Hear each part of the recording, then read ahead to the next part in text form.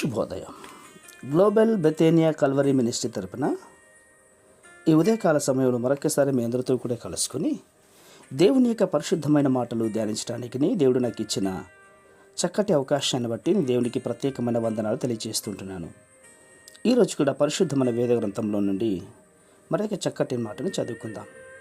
యోహాను సువార్త 7వ అధ్యాయము 38వ వచనాన్ని నేను చదువుతున్నాను. దయచేసి గమనించండి. యోహాను సువార్త 7వ అధ్యాయము 38వ వచనం. నా యందు విశ్వాసముంచువాడెవడో లేఖనము చెప్పినట్టు వాని కడుపులో నుండి జీవనదులు పారునని బిగ్గరగా చెప్పెను. హల్లెలూయా. నా ప్రియమైనటు సహోదర సహోదరులారా, పరిశుద్ధమైన గ్రంథము అనేకమైన చోట్ల మనకు పరిశుద్ధాత్మను నీళ్లతో పోల్చి బయలుపరుస్తుంది. ఎందుకంటే నీటికి మనిషి యొక్క జీవితానికి మధ్య ఒక చక్కటి బాంధవ్యాన్ని దేవుడు బయలుపరుస్తుంటున్నాడు. అవును, పరిశుద్ధాత్మ మనకు ఏ విధమైనటువంటి సహాయం చేస్తాడో తెలుసుకోవడానికి ప్రయత్నం చేద్దాం.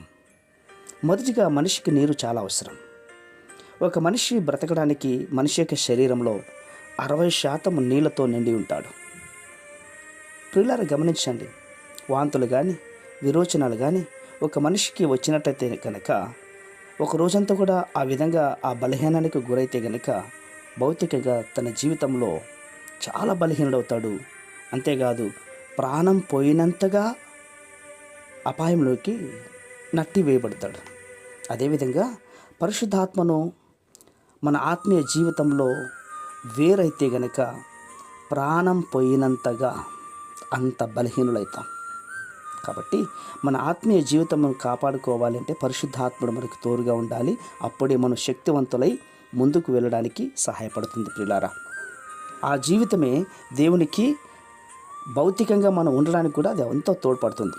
కాబట్టి ఈ చక్కటి దినములో ఈ లేఖనములు సెలవిచ్చినట్లుగా మన యొక్క కడుపులో నుండి జీవనదులు విస్తారంగా ఎలాగ పాగి పొంగుతాయో పరిశుద్ధాత్మ యొక్క కృప కూడా, పరిశుద్ధాత్మ యొక్క వరాలు కూడా ప్రతి ఒక్కరి జీవితంలో నిండుగా మెండుగా పొంగునట్లుగా దేవుడు సహాయం చేయనుగాక. ఈ లోకంలో ఉన్నంతకాలం మనకు కావలసింది గూడు, కూడు, బట్ట. వీటికి ఏదికి దేవుడు దూరం చేయడు. వాటిని ఇస్తూనే పరిశుద్ధాత్మ యొక్క ప్రేరేపణతో అనేక మందికి సాక్షిగా నిలబడదాం. అప్పుడే సజీవుల లెక్కలో ఉన్నటువంటి దేవుడు, వీరితో దేవుడు ఉన్నాడు అన్నటువంటి గొప్ప విశ్వాసం కలిగిన నమ్మకత్వాన్ని మనం వివరించగలుగుతాం. అందుకే అన్నాడు, నా యందు నిడిచున్నవాడెవడో లేఖనములు చెప్పినట్లుగా వాని కడుపులో నుండి జీవనదులు పారుతాయి. అట్టి నదులు ఈ క్షణంలోనే మనందరి జీవితంలో విస్తారమైనటువంటి ప్రవాహముగా మారునుగాక. పరిశుద్ధమైన మా ప్రియ పరలోకపు తండ్రి, నిజమేనాయనా, ఈ మాటలు వింటున్న బిడ్డలందరూ కూడా ఎండిపోయిన చెరువుల్లా,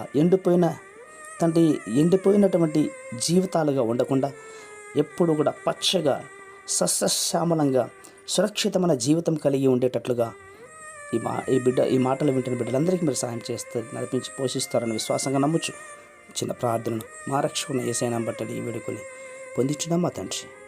ఆమేన్, ఆమేన్, ఆమేన్.